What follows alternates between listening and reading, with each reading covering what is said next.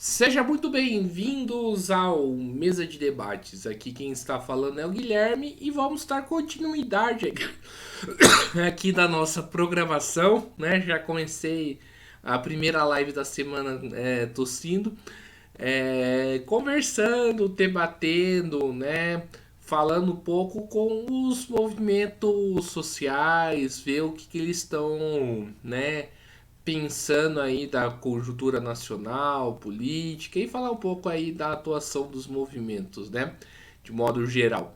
E hoje eu estou aqui com o Luiz Chacon, né? Ele que é do MLB, né? E vamos falar um pouco aí, né, do movimento, né? O que o movimento anda fazendo aí nesse último período. Então, sem muita demora, sem muita enrolação, né? Eu peço aí pro Luiz se apresentar. Bom dia, Guilherme. Bom dia para quem estiver nos assistindo. Como ele comentou, eu me chamo Chacon, né? Hoje estou como coordenador do MLB, que é o movimento de luta nos bairros, vilas e favelas, e aqui em São Paulo, né? Bom, hoje moro numa ocupação em que a gente organizou coletivamente, a ocupação dos imigrantes, Jean-Jacques Dessalines, que fica no centro da cidade de São Paulo. Ingressei no movimento há alguns anos por um contato que o movimento faz com a universidade, que é uma ponte, inclusive, bastante importante na nossa avaliação, né, para colocar a luta da população sem teto mais vinculada a parcelas da população que apoiam, que fortalecem essa luta e que ajudam a construir um movimento de moradia. E, bom, esse sou eu. Nosso movimento tem hoje 25 anos, o MLP, e estamos presentes de norte a sul do país, em todas as regiões. Fomos fundados originalmente no Nordeste, mas hoje já chegamos, enfim, nas todas as regiões do país.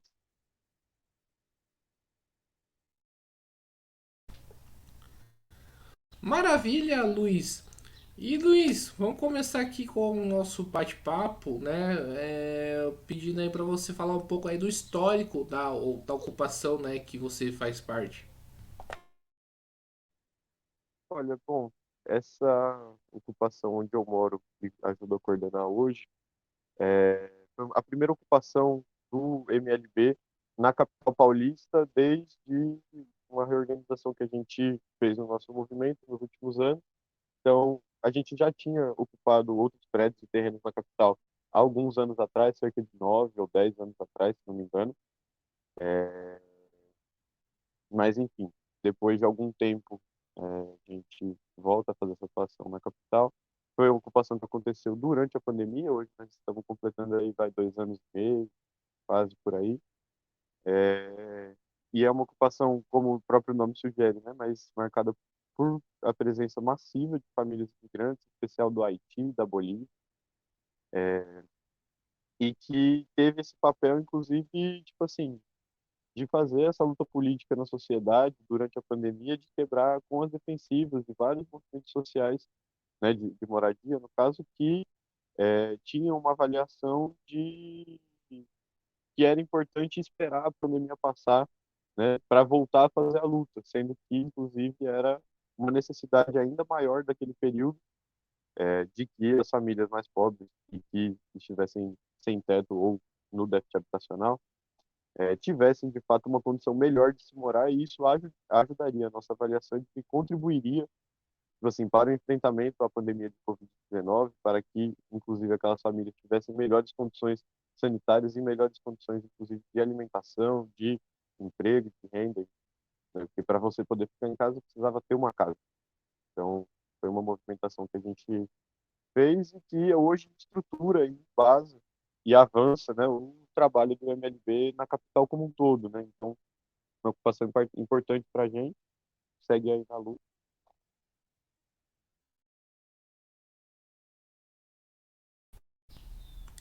Maravilha. E Luiz, você falou aí dos imigrantes, né, em São Paulo, coisa que tem bastante, né? E qual é a situação aí desses imigrantes que vão para São Paulo, né? né, onde vivem, como estão, né, onde trabalham. Acho que é importante a gente falar um pouco sobre isso, né, que muitas das vezes não é falado e deveria-se. Sim, sim, é verdade. É uma pauta ainda hoje, né, bastante deixada de lado, né, por vezes, em especial pelos órgãos públicos, né? Então, a gente tem pouquíssimas ferramentas de acesso, seja pela prefeitura, seja pelo governo do estado, órgãos que debatam, que amparam, que, enfim, trabalhem sobre a questão dos imigrantes. Os que existem com aquela dificuldade que a gente sabe, né, daqueles órgãos que são menos valorizados, que tem menos verba para trabalhar, menos profissionais, são mais terceirizados, como a própria assistência social, né, que tem uma inserção massiva das organizações sociais, das OS terceirizadas, e, enfim, essa é uma parcela da população que é profundamente marginalizada e que acaba ficando ainda mais excluída do acesso à cidade, do debate, inclusive, da vida social da cidade. Esses imigrantes, eles existem de vários tipos. A gente não pode, né, enquadrar imigrantes enquanto uma caixinha fechada que contemple, né, a todos, por mais que todos tenham isso em comum, né, serem imigrantes, mas ao mesmo tempo, no geral, né, pelo menos daquilo que a gente consegue observar enquanto movimento nesses anos de trabalho que a gente faz na região central, são famílias por vezes inteiras ou sempre com essa, né, particularidade, né, de se considerarem enquanto famílias e que vêm para o Brasil, vêm para a região, né, de São Paulo em busca de um trabalho que não é correspondido, né, em busca de um emprego, de uma ascensão social, de alguma coisa assim, de uma estabilidade na vida, ou vem até refugiados, né, das próprias guerras, e não é correspondido. Então, o acesso ao trabalho dessas pessoas é completamente deixado à margem. Muitos são vendedores ambulantes, camelôs, trabalham no Brás, ou então pior, trabalham em condições de escravidão, na costura, por exemplo, como é o caso da região da Moca, isso acontece muito, né? Então, tem essa particularidade. A questão da língua, né, do idioma falado, é um agravante, né, porque poucas são as delegacias que sequer têm condições de atender, né? Quanto mais atender em em outros idiomas, ou a própria assistência social, as UBS, postos de saúde. Então, tudo isso acaba também gerando um empecilho a mais, né, para você poder acessar o serviço público, né, e sem contar na burocracia constante, no assédio, é, e que é agravado pelo racismo estrutural, principalmente quanto aos imigrantes que são negros e negras, africanos ou latino-americanos, que tem essa dificuldade em conseguir a sua documentação, a sua regularização, um comprovante de endereço ou, enfim, um comprovante de não indigência. Tudo isso é bastante complicado e que reforça e dificulta em centenas, milhares de vezes mais o acesso à cidade e o acesso ao emprego, à educação, à saúde pública. Mas ainda assim é uma população que existe, que vem crescendo, né? E que é, constrói de fato boa parte da nossa cidade hoje em dia.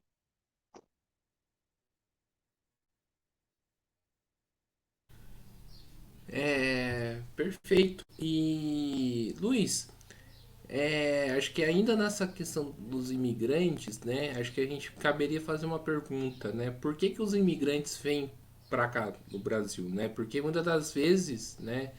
Existe um histórico aí do Brasil com os imigrantes de que o Brasil seria uma terra prometida, uma terra de oportunidades, mas quando chega aqui, né? Vê que o buraco é um pouco mais embaixo, né? Então gostaria que você falasse um pouco sobre isso também. Olha, eu acredito que houveram vários períodos de migração intensa no Brasil que a gente é, tem o infeliz costume assim na escola de entender como uma única grande coisa, né? Como se as pessoas nunca tivessem parado de chegar ao Brasil. Mas ainda assim, eu acho que essa história da oportunidade, né, da imigração enquanto uma oportunidade, ela se a gente parar para pensar no lado daqueles que empregam os imigrantes. Esse sim tem uma oportunidade assim é, fenomenal de enriquecer cada vez mais, de explorar a níveis absurdos uma parcela da população, como fizeram no século XIX, né, com os imigrantes que vieram para a cafeicultura ou mesmo para trabalhar nas indústrias, para é, render a mão de obra que era ex-escravizada no país, passa a ser uma mão de obra salariada. Então, esses sim foram completamente explorados no nosso país, né? Tiveram as suas comunidades degeneradas e com muita violência, inclusive por parte do Estado. Mas hoje também, né? A diferença é que hoje a gente não vê a imigração enquanto uma política de Estado, né? De com base na economia nacional.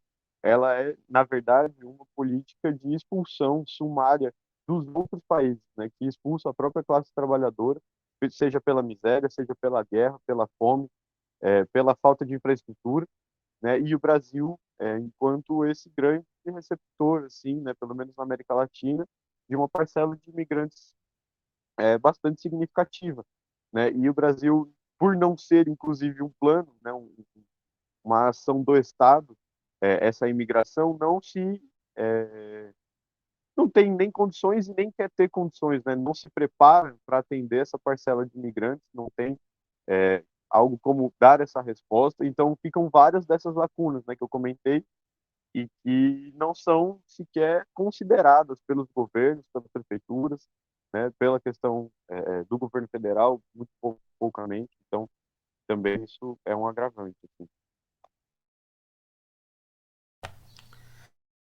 Aí, em cima dessa questão, né? Dá para se dizer que o Brasil é um país xenófobo? Olha, eu acredito que dá para se dizer até certo ponto, né? A xenofobia ela é uma característica incrustada do sistema capitalista, né? Ela, assim, né, não da mesma forma, mas assim como as outras opressões do machismo, do racismo, ela legitima uma superexploração profunda, tanto da parcela mais marginalizada da imigração, né, que são os imigrantes, quanto também das pessoas que não são imigrantes e que passam a receber salários menores, passam a ter condições piores de trabalho, porque existe um exército cada vez maior de reserva de imigrantes se sujeitando, por uma necessidade econômica, a servir nos piores postos de trabalho, inclusive em regime de escravidão. Né? Então, essa xenofobia que é incrustada do sistema capitalista é também uma característica muito presente em São Paulo, no Brasil como um todo, né? Inclusive com a migração interna, né? Que é a migração, o que aconteceu, por exemplo, com os retirantes nordestinos na década de 70, de 80 e mesmo antes, né? Para o sul e sudeste do país, isso nunca deixou de existir e também é uma forma que o capitalismo se utiliza, né, de superexplorar essas duas parcelas da classe trabalhadora, né, tanto aqueles que eles fingem combater, quanto aqueles que fingem, enfim, estar no combate e tal. Entendi. E qual que é a relação, né, que a ocupação tem, né, com os órgãos públicos, seja a prefeitura, seja o governo do estado, né, e outros órgãos aí, né, públicos, defensoria, né, judiciário, de modo geral.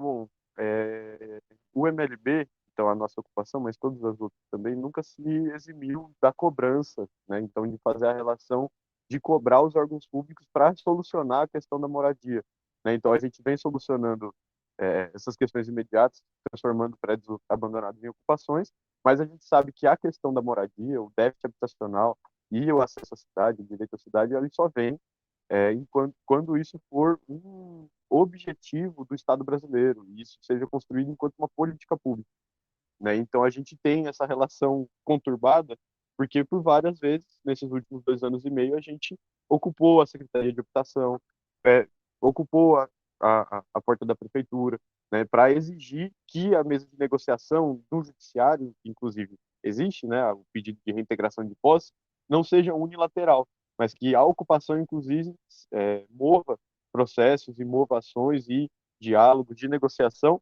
para englobar tanto as famílias da ocupação, quanto também discutir, englobar as famílias da ocupação em projetos habitacionais, quanto também discutir essa questão e a falta de habitação social na cidade de São Paulo, no estado de São Paulo, Então a gente tem essa relação, né, mas ao mesmo tempo com outros órgãos públicos, que são aqueles que estão mais presentes assim, né, na vida da população. A gente tem outro tipo de relação. Por exemplo, por muito tempo, ali aquela região da Liberdade, né, onde eu, eu moro e onde fica a nossa ocupação, tinha pouco, por ser uma região bastante comercial, tinha pouco acesso das agentes de saúde, né, daquelas pessoas que representam as UBS, que vão, né, e buscam a saúde da comunidade.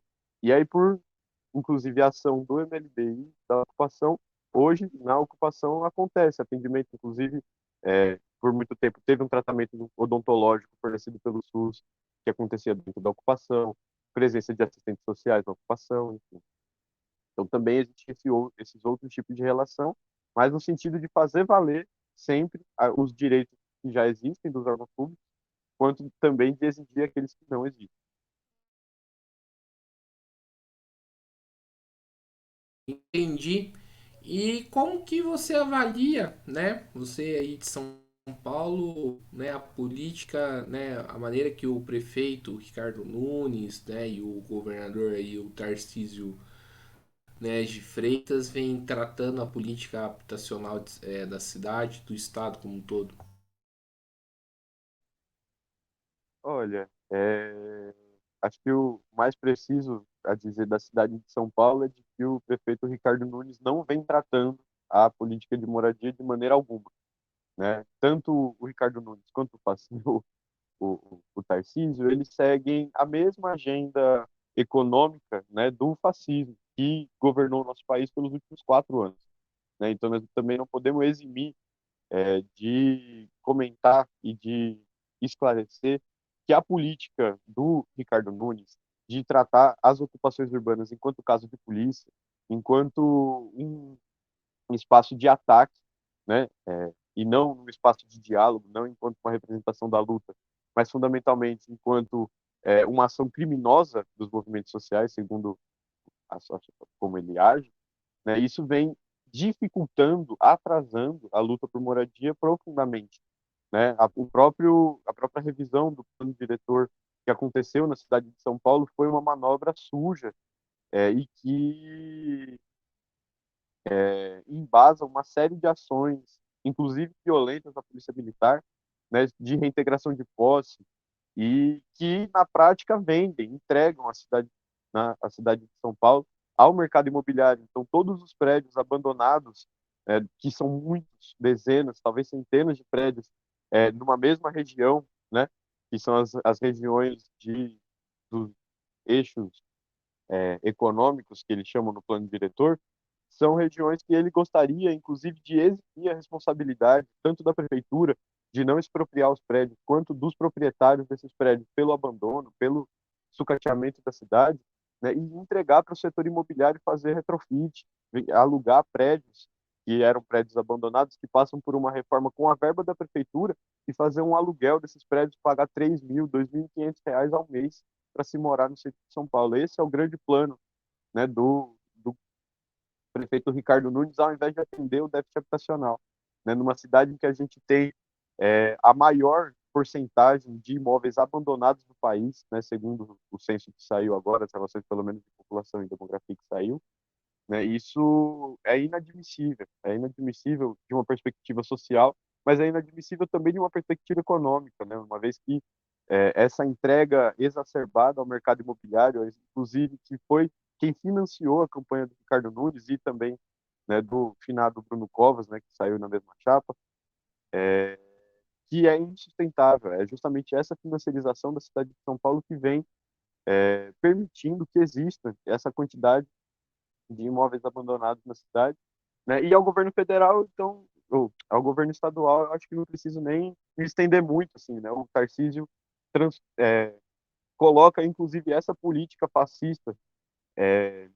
da extrema-direita, do bolsonarismo no nosso país, a cabo, trata as ocupações, inclusive toda a periferia, né? Não só dentro das ocupações, mas também os bairros populares, as favelas, enquanto espaços de marginalização que podem ser destruídos, né? Vide as chacinas que aconteceram agora, recentemente, o constante massacre né, do povo negro na cidade, no estado de São Paulo. Isso tudo são políticas que colocam as pessoas que eles mesmos empobreceram ao longo desses últimos anos, que eles mesmos removeram do centro, removeram dos empregos, dos postos de trabalho oficiais, né, e coloca essas mesmas pessoas na marginalização e coloca que a solução para isso é a morte, é o extermínio, é justamente a sarjeta, enfim. Então, são dois governos que não têm tido qualquer tipo de intenção e diálogo, né, de resolver a questão da moradia, muito pelo contrário, né, tem a intenção, na verdade, de garantir que o povo pobre continue, né, nas piores condições de moradia, de vida, né, e de uma privatização, de uma entrega profunda de tudo que é público e também daquilo que não é público, mas é de responsabilidade do poder público, né, para os interesses do mercado imobiliário, do setor privado, né? Então, é isso na questão de moradia, mas isso se estende também em vários outros aspectos da sociedade. Entendi, ô Luiz. Luiz, tem muita gente que fala, né? Você falou aí dos inúmeros prédios desocupados, né? Ociosos, né? Se pode dizer, aí da cidade de São Paulo. Tem muita gente que fala que que esses prédios aí, nessas casas ociosas, se fossem ocupadas aí, resolveria o problema da habitação na cidade, né? Você concorda com essa afirmativa? Sim, eu concordo e digo mais, né? Segundo os dados do censo que a gente tem cerca do que é notificado, né? Daquilo que a gente consegue alcançar pelo censo, que é o melhor instrumento que a gente desenvolveu para alcançar esse tipo de informação. Mas a gente tem 8 milhões de pessoas no déficit habitacional, né? E quando eu digo déficit habitacional, não é morando na rua, né? São pessoas que moram em áreas de risco, são pessoas que pagam mais de 30% do que recebem de salário com o aluguel, são pessoas que moram de favor, ou que moram em habitações muito precárias, ou que moram na rua. São 8 milhões de brasileiros nessa situação, né? E, ao mesmo tempo, nós temos 18 milhões de unidades habitacionais desocupadas, que estão ou completamente sem uso, ou que têm um uso muito esporádico, né? E isso é o IBGE que coloca, né? Então, a gente tem hoje, objetivamente, no nosso país, mais prédios, mais casas sem gente para morar do que gente sem casa, né? Então isso resolveria sim. Agora é uma questão de política pública, né? Isso precisa ser questionado, porque afinal de contas a lei que se faz prevalecer pelo sistema judiciário, que é um sistema judiciário burguês, de um estado burguês, é justamente o direito à propriedade privada. E é isso que nós precisamos questionar, porque afinal de contas o quanto é mais válido você ter um prédio para deixá-lo abandonado do que você ter o direito, que também é um direito assegurado na Constituição, à moradia digna, né? A moradia digna e com esgotamento, com saneamento básico, com educação próxima, com acesso à saúde, à lazer, à cultura, né? À dignidade mesmo da vida, né? Então, são dois direitos que são assegurados na nossa Constituição, mas que para o Poder Judiciário e para todas as esferas, né, da sociedade burguesa de classes em que a gente vive, só se faz valer um lado, que é o lado da propriedade privada, e não o lado, né, do direito à moradia. E, enfim, dos outros direitos sociais é a mesma coisa. Entendi. E Luiz, qual que é o peso, né, político, econômico que a especulação imobiliária tem na cidade? Ele é profundo. As cidades, as grandes cidades do país, e aí eu vou dar o exemplo da cidade de São Paulo, que eu acho que é onde é o mais gritante, mas isso se aplica a qualquer cidade, basicamente. É, a gente tem na especulação imobiliária duas principais forças que atuam nessa cidade. A primeira é uma força econômica, financeira, né, porque a gente não pode esquecer que as grandes empreiteiras, construtoras, aquelas que constroem os shoppings, que constroem os condomínios de luxo, que constroem, inclusive as empreiteiras que constroem os projetos de habitação social, são essas pessoas que financiam economicamente o mandato de vários deputados, né, do governo do estado, que financiam vários vereadores, elegeram vários prefeitos no governo do estado de São Paulo e no Brasil, né? Então essas pessoas impõem a sua vontade e a sua representação por meio também dessas campanhas eleitorais, e fazem valer o seu lado político, né? Afinal de contas, nós vivemos numa sociedade em que a maior parte, né, das prefeituras e tal, representam o interesse da burguesia, que são essas pessoas, né? E na cidade de São Paulo isso é claro, assim, né? A gente teve mais de 1,5 milhão de financiamento aberto, né? Inclusive só de duas, que foram as duas principais empreiteiras beneficiadas com a revisão do plano diretor, que financiaram é, o, a eleição do Bruno Covas da chapa com o Ricardo Nunes. Então, isso acontece politicamente, mas isso acontece também materialmente, tipo assim, na construção mesmo da cidade. A gente vê o desenvolvimento urbano das grandes metrópoles, das regiões metropolitanas, e mesmo das grandes cidades que ainda não, a gente não configura como metrópole, mas que são hoje alvo da expansão imobiliária e também da industrialização no nosso país. Essas cidades, elas são construídas, e aí basta olhar o mapa mesmo, assim, né? Aonde, quais são as regiões em que tem mais investimento em saúde, que tem as melhores condições de educação, que tem o melhor acesso, né, com linhas de ônibus, ou, no caso da região metropolitana, de metrô, de trem, né? Essas regiões onde se há um investimento público, sempre público, né, ou pelo menos com um aporte, né, do setor público para esses investimentos, é nessas regiões em que os aluguéis mais crescem, é onde que se expulsa mais o povo pobre, é onde acontecem as principais operações de higienia social, onde a polícia remove os moradores de rua, remove os barracões, os antigos cortiços, as vilas operárias.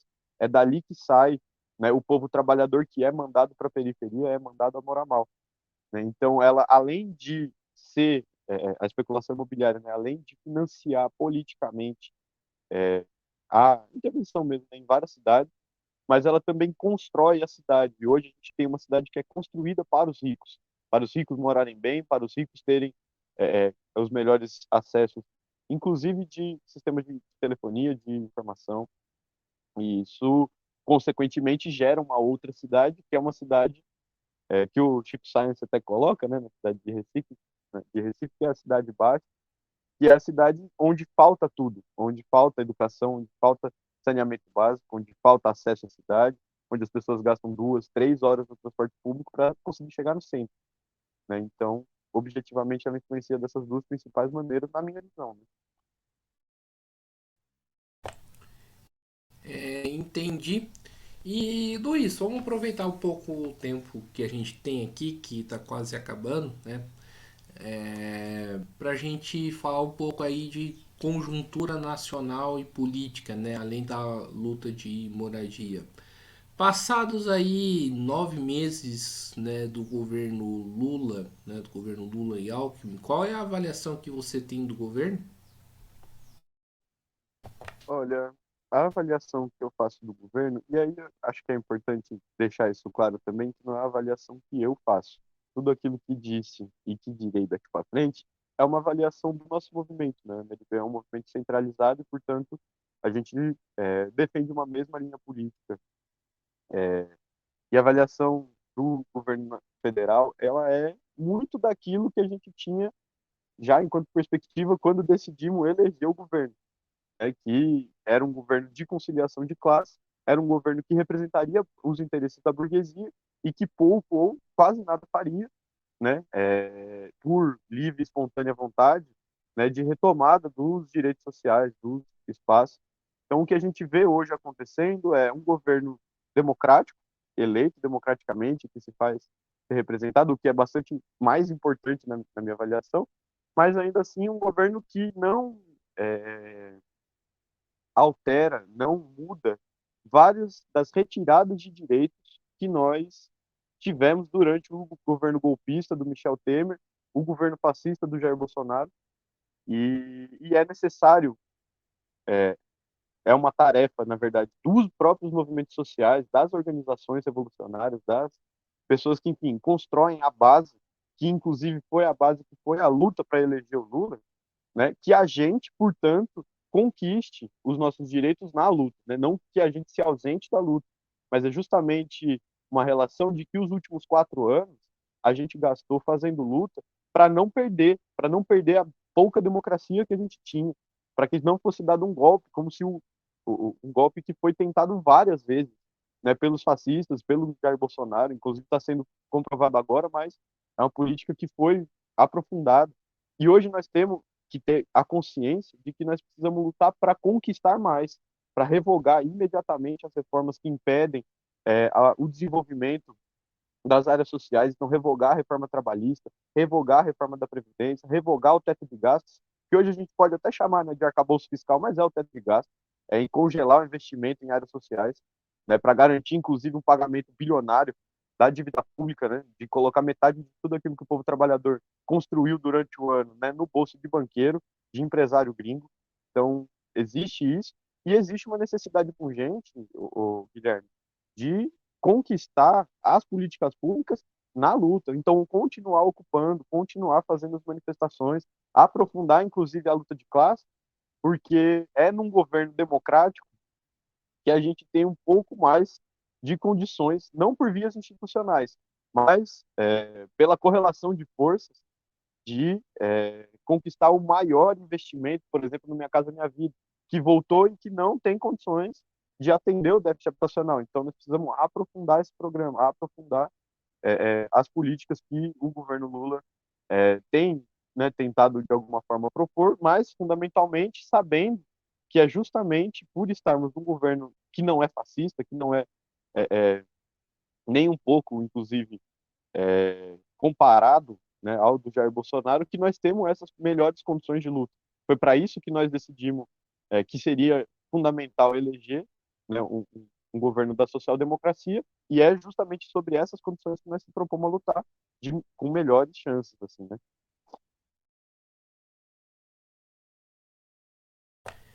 Entendi. E, ô Luiz, o fato, né, do Lula ter como o vice o Geraldo Alckmin, né, que tem um histórico aí de massacre à ocupação do Pinheirinhos aqui de São José dos Campos, né, cidade onde eu moro, é um problema pro Lula ter na política habitacional? Tudo isso é um problema. É um problema o histórico do Geraldo Alckmin, é um problema o Ministério da Cidade estar na mão do MDB, é um problema ter uma comissão completamente esvaziada de recursos para discutir a reforma urbana, tudo isso é um problema. Mas isso só é um problema porque o governo Lula e a social-democracia como um todo é um governo que não questiona a sociedade de classe, certo? Então, nós precisamos partir desse princípio, né? Então, por mais que seja um governo democrático, é ainda um governo democrático que serve e tem servido aos interesses fundamentalmente da burguesia, né? Então, com pouco questionamento, por livre e espontânea vontade, tipo assim, dessas hegemonias sociais, inclusive dos financiamentos capitalistas que constroem a cidade, né? Então, acho que o principal não é nem só as pessoas que compõem o governo, né? Mas é fundamentalmente a proposta de governo, que é uma proposta de conciliar interesses que são impossíveis de conciliar, que é o das grandes empreiteiras e da população sem teto, que é o do patrão e do trabalhador. E isso nós precisamos colocar claramente.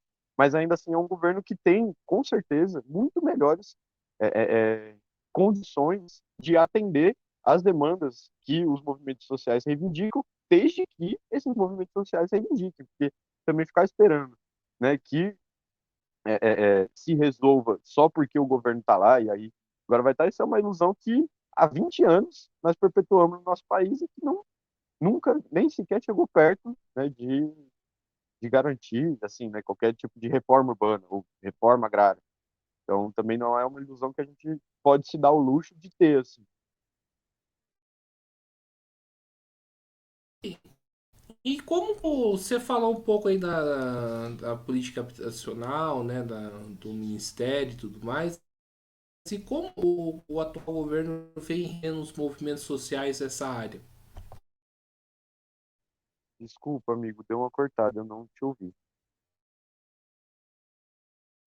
Você falou um pouco, né, da política, né, habitacional, do ministério, aí, das comissões esvaziadas, né? Eu gostaria que você aprofundasse um pouco mais. Como que o atual governo vem recebendo os movimentos sociais que tratam aí dessa luta? Bom, pela experiência do MLB, ele vem recebendo, o que já é um grande avanço, sabe? Percebe? Essa é uma contradição que ou uma condição que é muito melhor. Tipo assim, existe diálogo, existe as comissões, existem as mesas de debate, existe, por exemplo, é, é, é, uma tentativa, de fato, né, de dispor os órgãos públicos, em especial os prédios federais que não têm uso social, tipo assim, para pensar políticas de moradia, a volta do Minha Casa Minha Vida, tudo isso tem voltado a existir. E isso, por si só, já é um grande avanço, fruto de uma luta profunda que os movimentos sociais travaram, para que isso voltasse a ser é, é, dialogado e conversado e tivesse pelo menos à disposição, assim. Mas a crítica que eu pontuei antes, e até para não correr o risco dela ser inconsequente, esvaziada, ela é uma crítica de que isso tudo ainda, por enquanto, é pouco, não solucionará o déficit habitacional, né? Então, existe de fato uma falta de verba mesmo, né? Que é uma opção política. É uma opção política. O teto de gastos é isso, né? É retirar as verbas do investimento social, né? O arcabouço fiscal retira as verbas que poderiam ser investidas em moradia popular, por exemplo, em saúde, que seja, e dedica ao pagamento da dívida pública. E ponto, e acabou-se. Não é como se o país não crescesse. É como se a gente optasse por outras coisas, né? Então, é nesse sentido que coloco o problema. Mas hoje há, pelo menos, o diálogo, há, pelo menos, as mesas de negociação. Os ministros recebem os movimentos sociais para conversar. E, tipo assim, não que isso tenha dado algum tipo de solução 100% e permanente até agora, mas ainda assim é muito mais do que o que a gente tinha até pouco tempo atrás, que era um combate por parte do governo federal ao movimento social organizado como um todo, a criminalização do movimento social como um todo. E Luiz, para a gente terminar aqui a nossa entrevista, né? Gostaria que você falasse um pouco mais do MLB, né? O MLB é um movimento que se reduz à luta, né, por moradia, né? Ou ele faz mais algumas ações, né? Porque eu lembro que, se eu não me engano, no começo de 2002, né? Vocês fizeram uma ação nos supermercados aí que, né, foi bastante interessante acompanhar, né? E qual que é a relação que vocês têm com os outros movimentos sociais, principalmente aí os sindicatos? Certo. Vou, até para tentar não me estender, fazer um apanhado de coisas que eu acho importante. O MLB ele é um movimento, como eu falei, né, que existe há 25 anos, e é talvez hoje o maior movimento, talvez não, né? Mas o maior movimento de moradia urbana no nosso país. E foi constituído justamente nessa época, né, em que havia já uma grande parcela da classe trabalhadora nas cidades, né, com um problema de moradia a ser resolvido, e que um acúmulo muito grande, que a gente tem o orgulho assim, de ter aprendido muito, né, com os companheiros, por exemplo, do MST, né, da luta da reforma agrária, que para nós caminham profundamente juntas, assim, né? Mas o MLB, a gente costuma dizer que é um movimento que não luta pela casa, né? Ele luta pela reforma urbana e pelo socialismo. Nós reivindicamos isso. Nós somos um movimento político que, inclusive, acha que as ocupações são a melhor ferramenta que o povo trabalhador das cidades desenvolveu para lutar pela reforma urbana e pelo socialismo. Que, ao mesmo tempo que garante um terreno para se morar imediatamente, serve, né, enquanto uma manifestação, um questionamento da propriedade privada que conquista, de fato, melhorias nas cidades. Nós temos vários exemplos, né, nacionais que o MLB construiu há anos atrás de bairros que foram fundados, que foram urbanizados. A ocupação Ilha Silva, por exemplo, que fica na região do Barreiro, em BH, hoje é um bairro, né, que reúne várias outras ocupações, né, o Vale das Ocupações, que está sendo urbanizado, né? Então, com acesso à linha de ônibus, com delimitação das ruas, nomeamento, coloca... Eita, mas colocando os CEPs, várias outras coisas, creche, escola, posto de saúde, e é fruto de uma luta pela urbanização e pelo direito da população pobre à moradia e à cidade. Então, isso é uma coisa que é importante. A nossa relação com os movimentos sociais é de uma profunda unidade, assim, né? A gente entende que a reforma urbana, ela inclusive passa, né? Não é só ter um teto, ela é ter um teto, mas é também ter a dignidade de viver onde se vive, acesso a trabalho, inclusive, e aí entra a questão dos sindicatos, trabalho com condições reais melhores de trabalho, né? A, o MLB ajudou a fundar a Unidade Popular junto de outros movimentos sociais, né? Que a Unidade Popular pelo Socialismo é o partido mais recente do nosso país, assim, né? Foi legalizado, tem o seu registro legal só em 2019.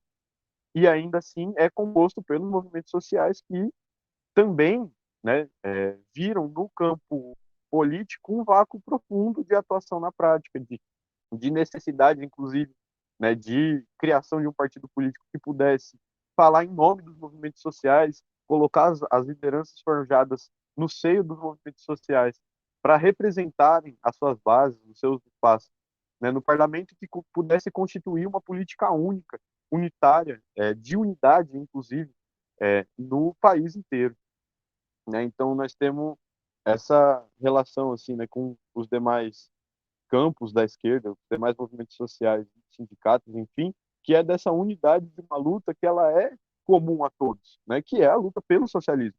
Nós não abrimos mão de defender o socialismo. Então, os companheiros que estão, por exemplo, no movimento de saúde e fazem uma luta consequente e, né, mobilizam suas massas por um direito que é digno da população. Isso com certeza contribui, né? A mesma coisa nos sindicatos, os sindicatos que são combativos, que são que representam os interesses de classe, que não aceitam os reajustes salariais abaixo da inflação, que não aceitam a desmobilização das greves, esses sindicatos que inclusive apoiam muito o MLB, né? Sempre que a gente precisa, tipo assim, trocar uma ideia ou de alguma estrutura ou de realizar alguma ação conjunta, isso sempre foi a gente nunca negou e nem vamos nunca negar essa relação que temos com os demais campos socialistas do nosso país.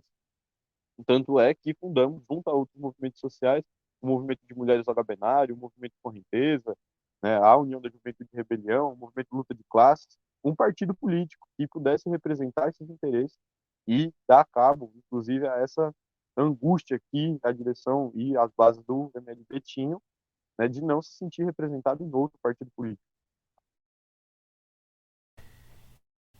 Então é isso aí, pessoal. Estamos encerrando aqui mais uma entrevista do Mesa de Debates. Quero aqui agradecer ao Luiz Chacon pela participação. Gostei aí bastante aí do papo. Espero aí que contribua aí na luta aí da ocupação imigrantes, né?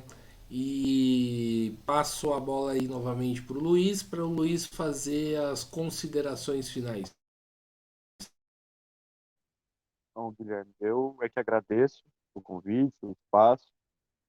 Fiquei bastante feliz, inclusive, de conhecer o trabalho aqui do Mesa de Debates, não conhecia e hoje passo a acompanhar. E agradecer mesmo, né, a todo mundo que ouviu, que se interessou, colocar o MLB, inclusive, à disposição, né, para qualquer contato. A gente tem as nossas páginas no Instagram, no Facebook, né, MLB SP, no Instagram, e a gente fica à disposição para seguir nas lutas. Vamos continuar onde a gente sempre esteve, nos bairros onde a gente sempre esteve, né, nas nossas ocupações, continuar nas trincheiras de luta.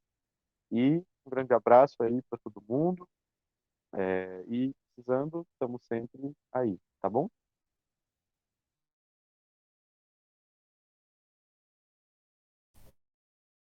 Maravilha, em vez agradecendo ao Luiz, também agradecendo a você que estiver nos acompanhando. Peço aí que se inscreva no canal Podcast Mesa de Debates de Tudo Pouco. Acompanhe o nosso trabalho, curta, compartilhe e inscreva-se, né, no canal. Também curta a nossa os nossos vídeos, né? Comente, compartilhe. Também segue a gente no Facebook, TikTok e Instagram, né? Podcast Mesa de Debates. E também, para a gente finalizar aqui, o nosso Pix 385 007 02800 CPF. Agradecendo aqui o pessoal que fez aí a sua contribuição. né? Isso ajudou a gente a cobrir eventos importantes que ocorreram na cidade de São Paulo, que, né, vocês podem acompanhar, puderam acompanhar no último período, né?